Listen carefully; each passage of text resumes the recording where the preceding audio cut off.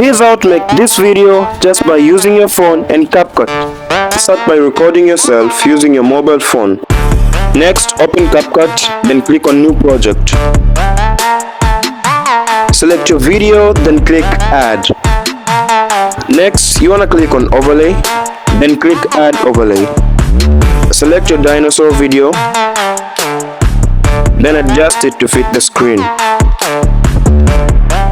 Next, click on Remove Background, choose Chroma key, then use Intensity to remove the green background.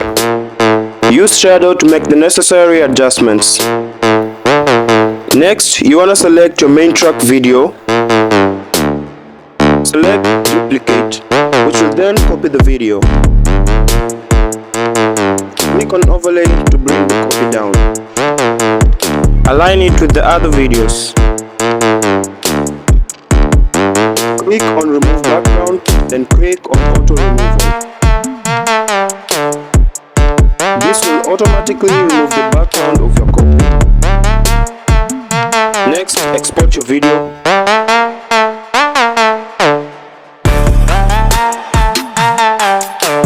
You'll end up with something like this.